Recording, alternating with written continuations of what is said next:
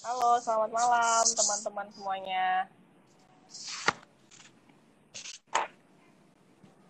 Jadi hari ini sebenarnya yang akan mengisi seharusnya seperti biasanya seharusnya Sajali, cuman karena lagi berhalangan jadi untuk sementara aku yang menggantikannya. Perkenalan dulu di awal, aku Nita Novianti, sebagai relawan di Kamisan juga, pegiat Kamisan juga, temennya saya Jali. Nah, hari ini kita akan membahas mengenai 16 tahun pembunuhan Munir. Gitu. Jadi ini masih dalam rangkaian peringatan 16 tahun pembunuhan Munir. Hari ini kita akan berdiskusi bersama Arif Nur Fikri, atau biasa aku panggil Bang Arif. Beliau adalah salah satu tim advokasi dari kasus pembunuhan Munir.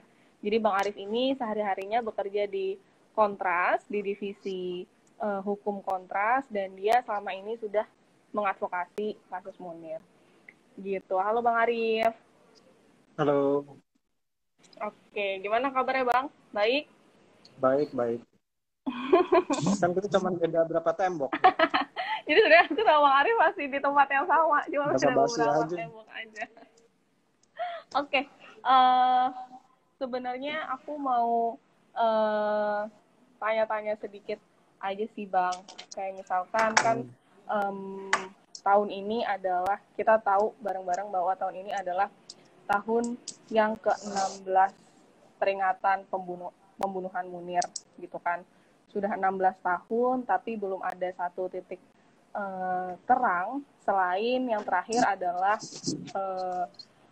divonisnya Polikarpus dan Indra Setiawan, tapi terakhir kali tahun 2018 Polikarpus dinyatakan bebas murni gitu. Terus aktor intelektualnya juga sampai hari ini belum diusut, istilahnya belum dibawa ke pengadilan gitu Bang.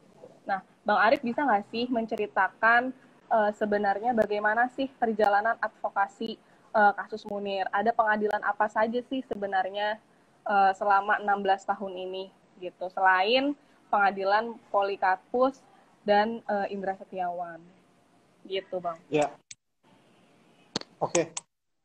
Makasih Nita. Halo teman-teman yang lain yang mungkin ngikutin. Iya, tadi Nita tanya soal udah berapa sih proses persidangan yang berlangsung terkait dengan pengungkapan kasus kematian almarhum Munir. Nah, kalau dilihat dari proses perjalanannya itu cukup panjang ya, cukup panjang dalam artian ada beberapa proses persidangan yang sudah dilakukan oleh teman-teman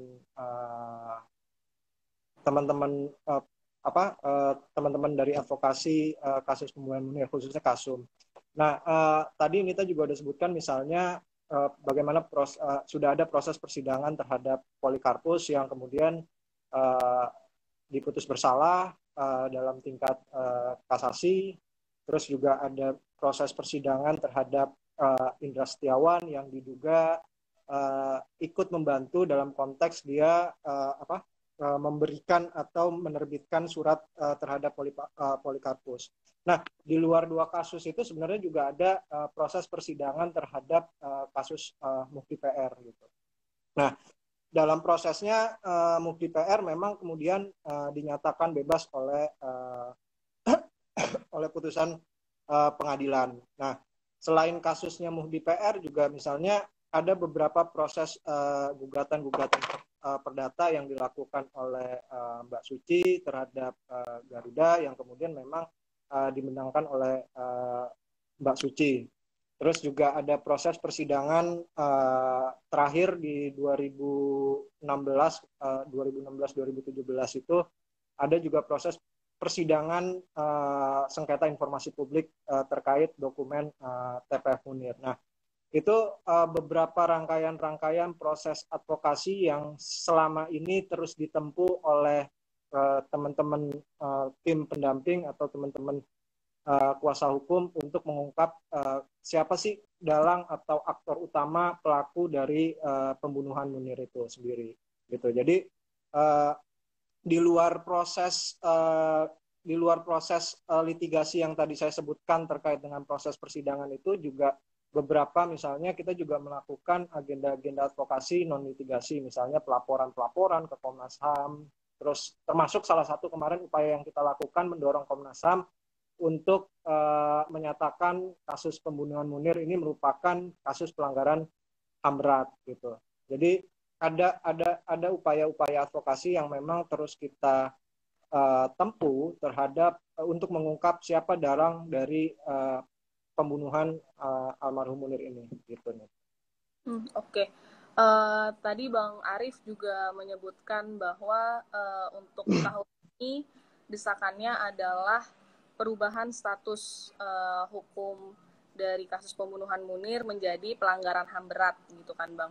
Nah sebenarnya apa sih latar belakang atau alasan dibalik desakan perubahan status kasus pembunuhan Munir menjadi pelanggaran HAM berat Bang?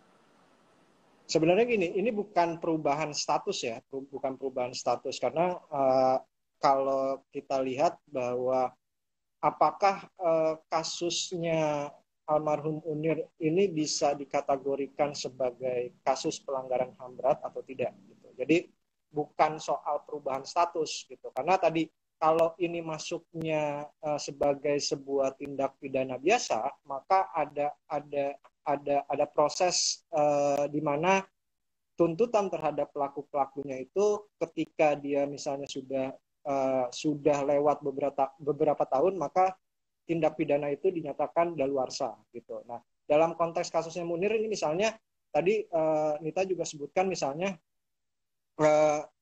perjalanan kasusnya Munir ini sudah 16 tahun gitu. Nah, kalau kita lihat misalnya di hukum pidana, itu jelas bahwa kalau konteks kasusnya Munir masuk dalam unsur tindak pidana biasa, maka pada tahun ke-18 kasusnya Munir ini akan masuk dalam proses daluarsa, dalam artian bahwa pelaku-pelaku utamanya yang sampai saat ini kita tuntut terhadap negara untuk diungkap itu tidak bisa diadili lagi gitu. Nah, makanya kemarin kita mendorong Komnas HAM agar kasus meninggalnya almarhum Munir ini merupakan bagian dari pelanggaran HAM berat gitu. Jadi kalau ditanya misalnya apakah kasusnya Munir ini bisa dikategorikan sebagai pelanggaran HAM berat, ya kan?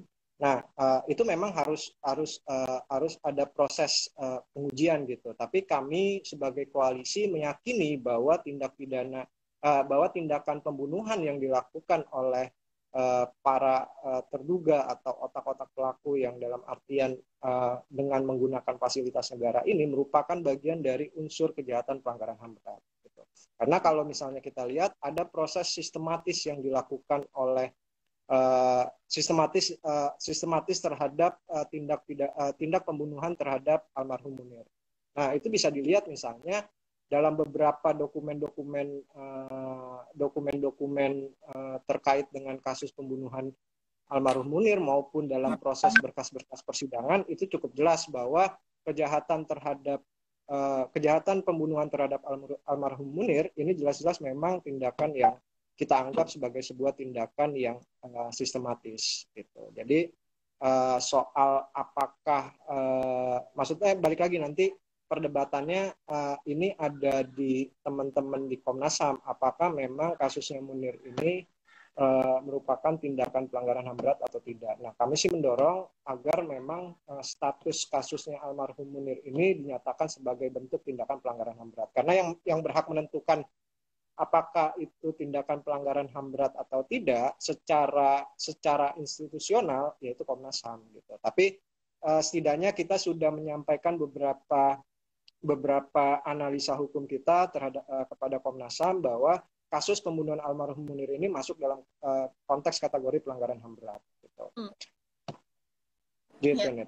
Jadi urgensi kasus Munir ini bisa sebagai pelanggaran HAM berat adalah yang pertama tadi karena tidak mengenal masa daluarsa dalam pelanggaran HAM berat.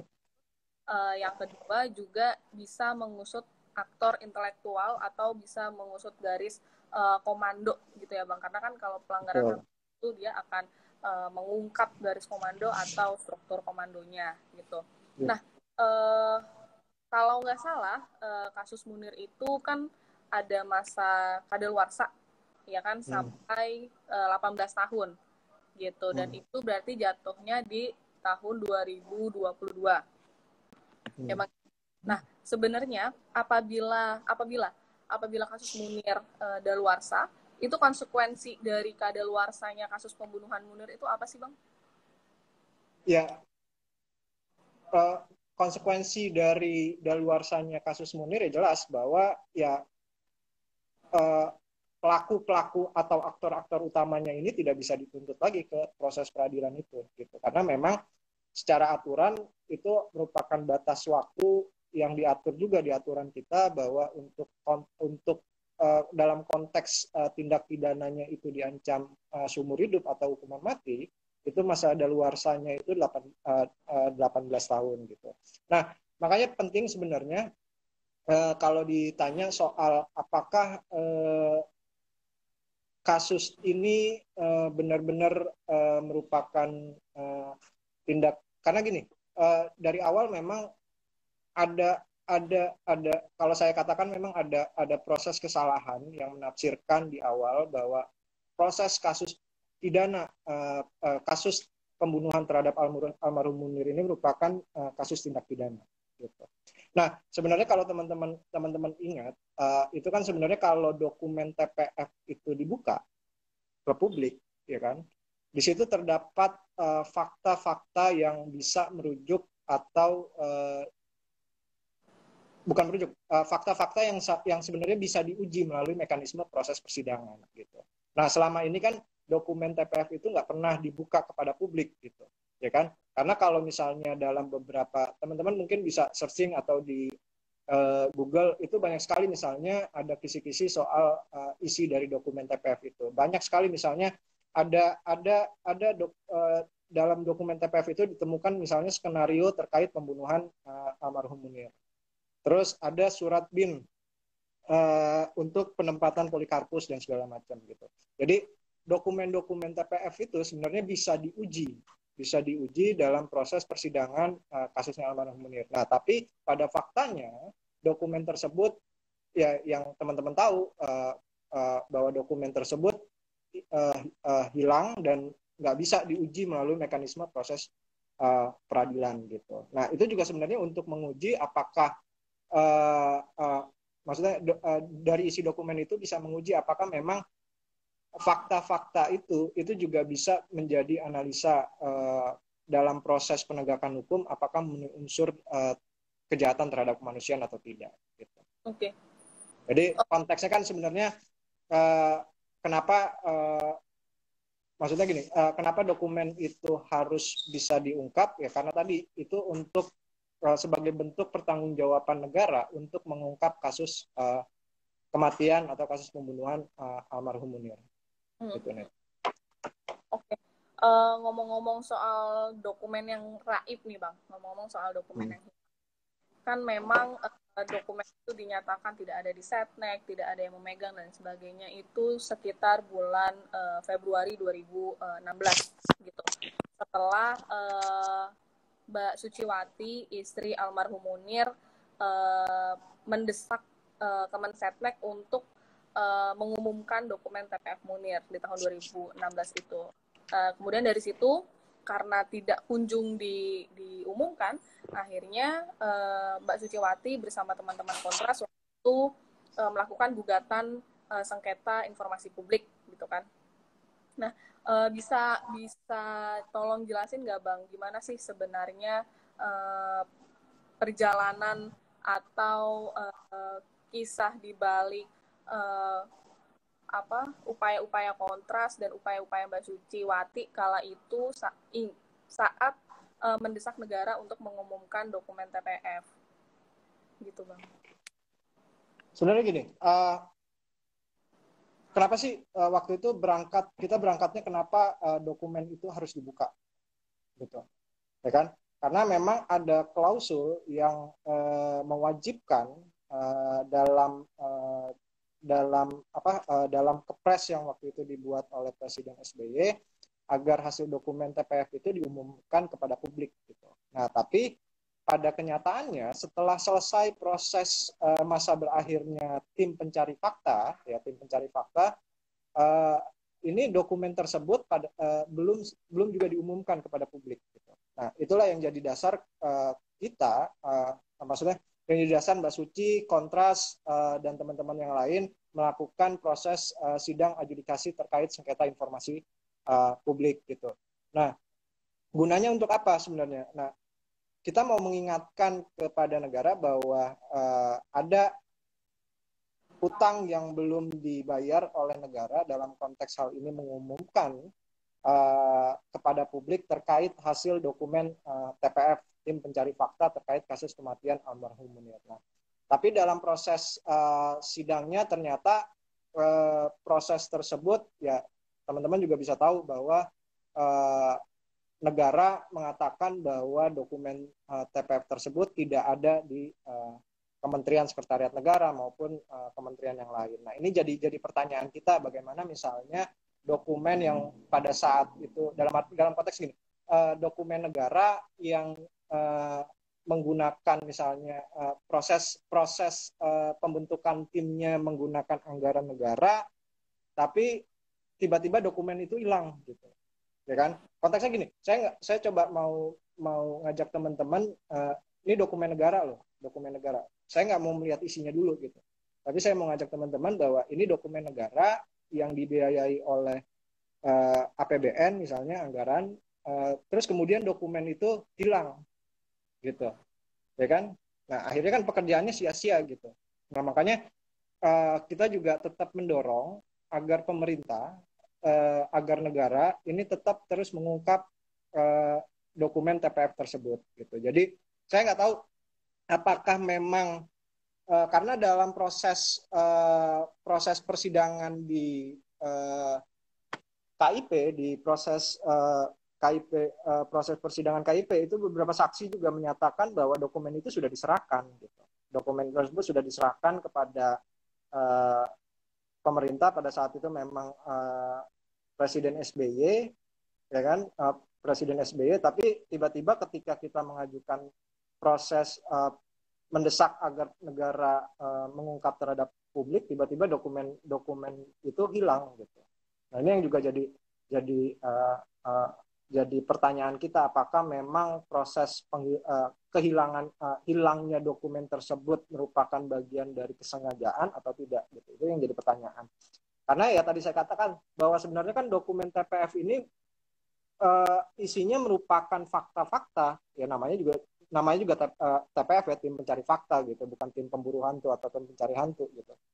Nah, fakta-fakta ini yang sebenarnya juga harus diuji gitu dalam proses persidangan gitu. Nah, saya nggak tahu apakah di dalam dokumen atau fakta-fakta yang ditemukan oleh tim pencari fakta ini ada fakta-fakta yang cukup, ya maksudnya cukup dalam artian dapat berimplikasi terhadap beberapa pihak gitu. Makanya dokumen tersebut nggak pernah disampaikan kepada publik sampai saat ini gitu. Bahkan Ombudsman pun juga sudah waktu itu juga kita bukan hanya melakukan proses persidangan adjudikasi melalui mekanisme KIP, tapi juga kita melaporkan kepada Ombudsman gitu, ya kan? Nah, Ombudsman juga pada saat itu pernyataannya juga ada kesalahan prosedur yang dilakukan oleh negara terkait dengan hilangnya dokumen TPF Munir. Gitu nih. Oke. Masih terkait hilangnya dokumen TPF Munir gitu kan Bang, kalau nggak salah itu di tahun 2016 juga MK juga telah menyatakan atau mengeluarkan pernyataan bahwa memang negara harus mengumumkan dokumen TPF Munir gitu. Terus kepresnya sendiri pun kalau nggak salah ada ya Bang penjelasan bahwa laporan hasil dokumen TPF Munir itu harus diumumkan ke publik. Nah, ketika negara sampai hari ini belum mengumumkan itu, ada nggak konsekuensi hukum dari tindakan negara negara yang berarti satu mengabaikan isi atau poin dari kepresnya, yang kedua juga mengabaikan dari putusan MK tahun 2016.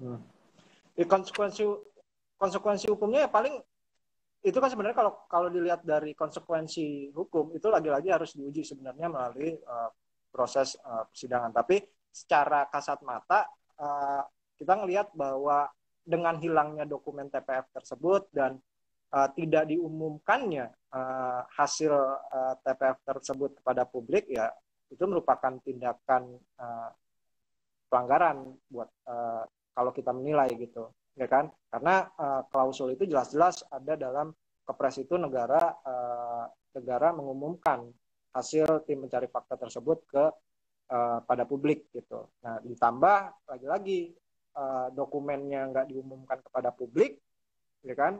Hasilnya tidak diumumkan kepada publik, dokumennya hilang lagi, gitu kan? Nah, ini yang juga jadi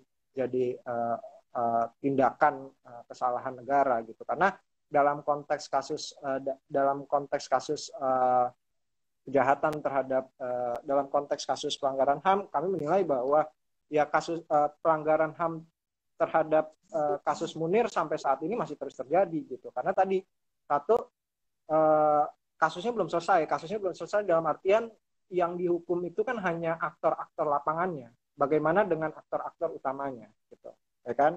Nah, yang kedua, ya kan, ada ketidakadilan buat Mbak Suci dan keluarganya gitu, ya kan? Ada proses ketidakadilan. Makanya saya katakan bahwa kasusnya Munir ini merupakan salah satu bentuk kejahatan yang dilakukan oleh negara, yang dilakukan hingga sampai saat ini gitu, ya kan? Nah, itu yang saya mau gue garis bawahi gitu. Jadi kalau kita melihat kasusnya Munir itu bukan hanya kasus individual semata gitu. Jadi kasus Munir ini sebenarnya kasus kejahatan yang tadi lagi-lagi gue sampaikan, kasusnya Munir ini bukan hanya kasusnya Munir ini merupakan kejahatan yang tidak berdiri sendiri gitu, ya kan? Karena kalau tadi yang saya sebutkan misalnya ada berapa kali komunikasi antara Polikarpus dengan BIN misalnya, terus juga ada surat menyurat, ada surat penunjukan dan segala macam ke Polikarpus dan segala macam. Nah, konteksnya kan yang dihukum pada saat ini itu hanya pelaku-pelaku aktor-aktor lapangannya. Oke. Mulai dari kita runut nih ya Bang, mulai dari hilangnya dokumen TPF Munir, lalu sekarang call-nya adalah bisa nggak sih kasus pembunuhan Munir ini jadi kasus pelanggaran HAM berat gitu kan? Kalau aku sih pertanyaannya yang aku suka tanyain adalah ketika kita ingin menjadikan satu kasus adalah kasus pelanggaran HAM berat, dia kan juga butuh bukti-bukti awal nih Bang. Sedangkan bukti-bukti awalnya itu ada di dokumen TPF gitu. Ada di fakta-faktanya itu kan ada di dokumen TPF gitu. Apakah upaya apa yang bisa dilakukan untuk mengakali ini nih Bang? Karena kan dokumen TPF ini katanya masih belum ada nih. Sampai hari ini belum ada kabarnya. Nah, gimana untuk mengakali ini sedangkan kita call-nya adalah kasus Munir sebagai pelanggaran HAM berat. Gitu, Bang. Jadi gini, tadi makanya saya katakan bahwa jadi bukan kita maksudnya bukan mencari bahwa ini bentar lagi daluarsa terus kita dorong soal kasus Munir merupakan kasus pelanggaran HAM berat. Tadi karena gue sampaikan bahwa memang ada konstruksi yang salah berpikir di awal bahwa seharusnya posisi ini ditempatkan bahwa kasus pembunuhan terhadap almarhum Munir merupakan kasus pelanggaran HAM berat gitu. Nah, tapi kan yang jadi pertanyaan misalnya itu akan terbentur misalnya apakah itu masuk dalam konteks kategori kejahatan terhadap kemanusiaan gitu, ya kan? Nah, di sisi lain, sementara dalam memenuhi unsur kejahatan terhadap kemanusiaan atau unsur pelanggaran HAM berat itu kan harus ada sistematis dan luas, gitu, ya kan? Nah, terkait dengan apakah kasus Munir misalnya masuk dalam konteks kejahatan terhadap kemanusiaan, saya bisa kita bisa ngerujuk misalnya dalam beberapa putusan pengadilan terkait dengan pengadilan ad hoc, pengadilan HAM ad hoc, itu banyak kok. Maksudnya tidak ada penafsiran yang, maksudnya tidak ada definisi yang utuh terhadap konteks apa yang dimaksud dengan kejahatan kemanusiaan itu sendiri. Nah, kalau bisa dilihat teman-teman mungkin di beberapa putusan-putusan pengadilan itu jelas-jelas banyak kok penafsiran-penafsiran hakim yang menyatakan bahwa kejahatan kemanusiaan itu bukan hanya misalnya bukan hanya dalam konteks dia melakukan tindakan dalam artian operasi militer gitu. Nah, tapi bisa juga dikategorikan misalnya dalam sebuah operasi itu juga bisa dikatakan sebagai unsur dari bagian dari serangan yang dilakukan oleh negara gitu. Nah, apakah kasusnya Munir ini merupakan bagian dari operasi? Nah, lagi-lagi bisa kita sampaikan bahwa memang ini operasi yang dilakukan oleh negara gitu. Kenapa misalnya saya mengatakan negara ya tadi karena berdasarkan beberapa dokumen-dokumen yang ada, terus dokumen-dokumen putusan di pengadilan gitu kan, ini melibatkan alat-alat negara gitu. Oke. Gitu nih. Gini Bang, kan jadi sebelum live kita mulai nih, kita juga buka pertanyaan untuk publik. Nah, di sini udah ada beberapa pertanyaan dari publik. Yang pertama, apakah Pak Presiden bisa menepati janjinya untuk menuntaskan kasus Munir? Menurut pandangan...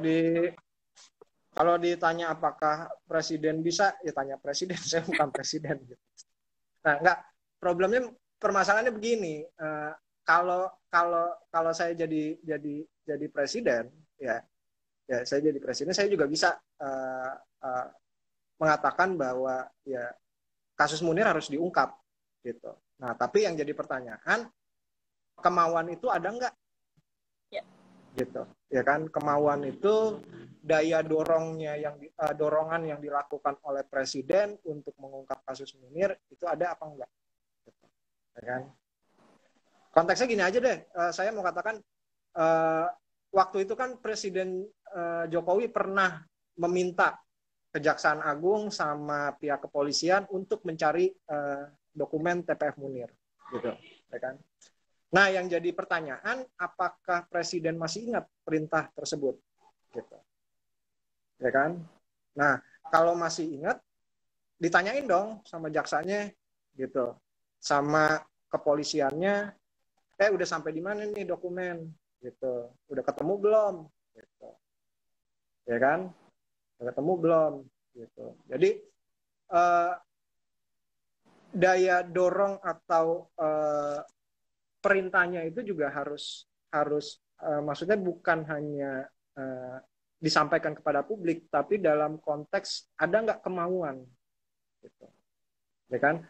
Siapapun yang jadi presidennya kalau cuman mengatakan bahwa ya kita ungkap kasusnya Munir itu bisa, gitu. Tapi kan yang pertanyaan ada nggak kemauan untuk mengungkap atau setidaknya mencari dokumen, gitu nih. Ya. Jadi sebenarnya satu kata kuncinya political will-nya dari Presiden. Betul. Dan pemerintah hari ini gitu ya Bang. Lanjut nih Bang, ada pertanyaan apa yang menyebabkan pemerintah terus menunda dan seakan acuh atas kasus pembunuhan? Apa?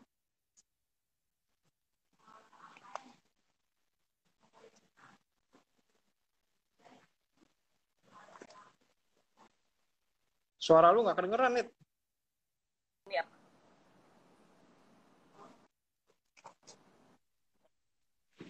Apa yang menyebabkan terus menunda dan acuh aja dah.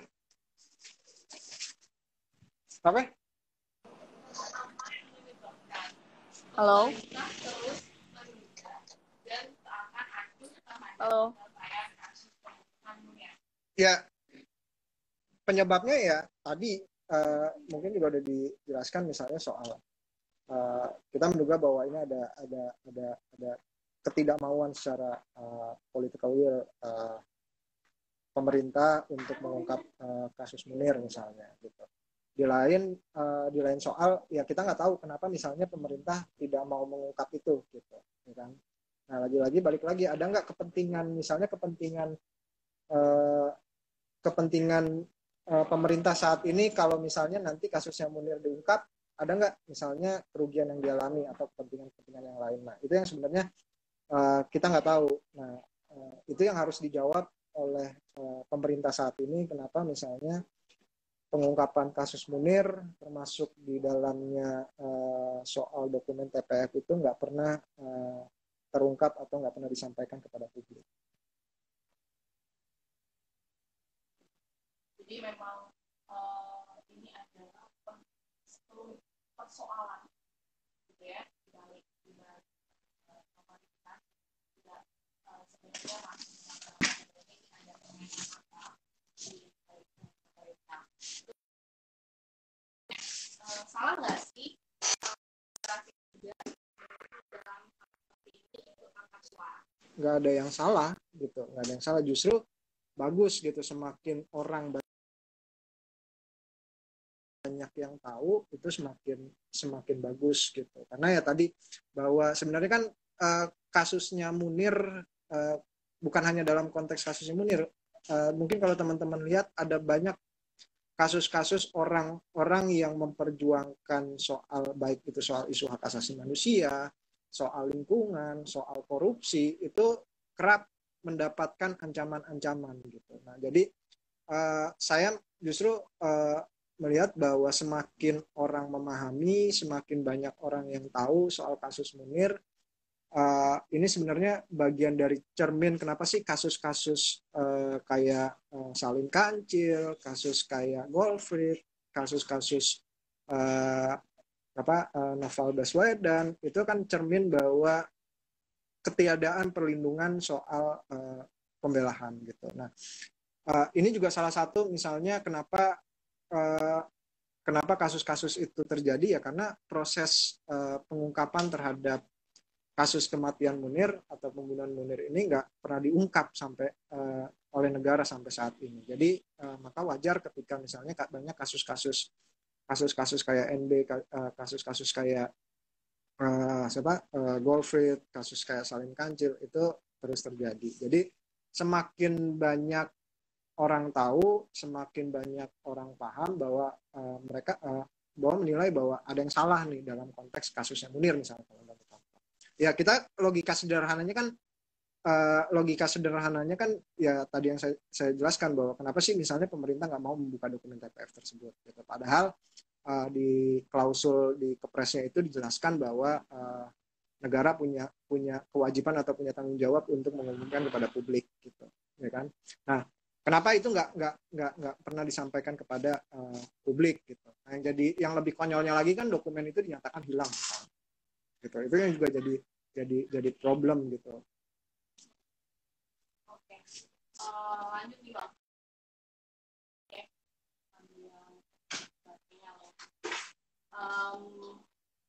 Tadi kan dijelasin gitu ya bahwa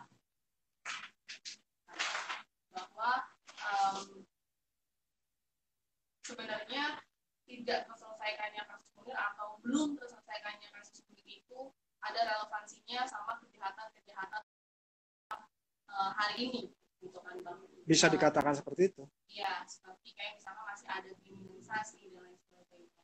Nah, sebenarnya apa sih relevansi lain dari tidak terselesaikannya kasus Munir atau belum terselesaikannya kasus Munir hingga hari ini?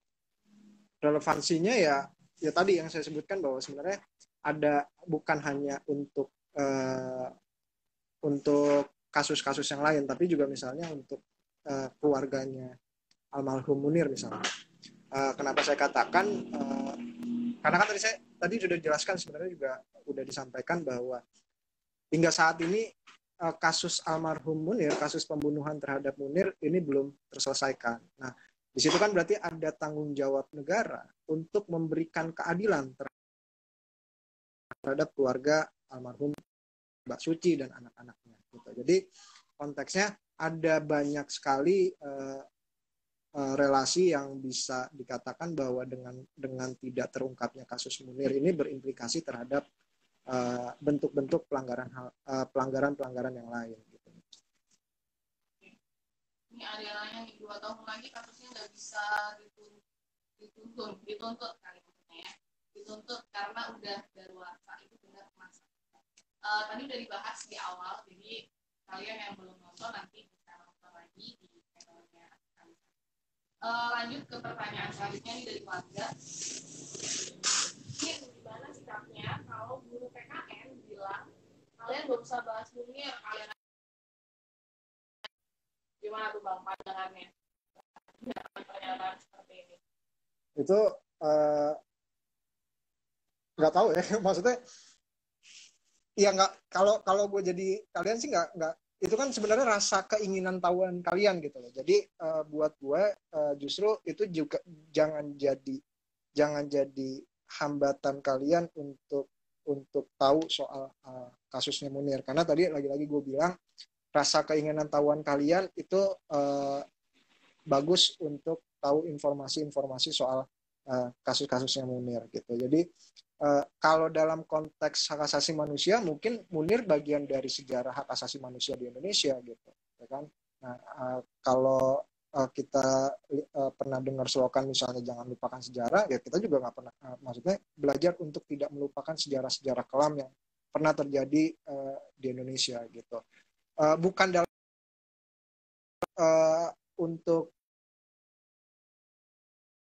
tapi setidaknya kasus-kasus pelanggaran HAM yang dulu pernah terjadi itu menjadi pembelajaran kita, pembelajaran teman-teman ketika nanti pembelajaran kita untuk tidak mengulang atau menyuarakan bahwa peristiwa-peristiwa serupa pernah terjadi loh. Tadi konteksnya ya tadi saya katakan bahwa memang rasa keinginan itu bagus dan harus terus mencari tahu gitu. Oke.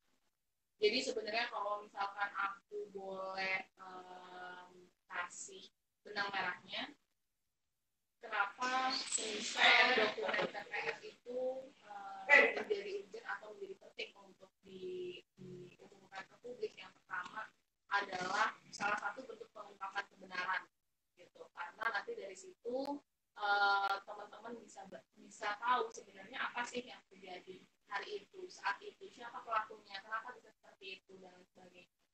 Lalu yang kedua, teman-teman ini diumumkannya dokumen TPS Munir juga sebagai salah satu bentuk keadilan bagi keluarga maupun bagi kita masyarakat gitu.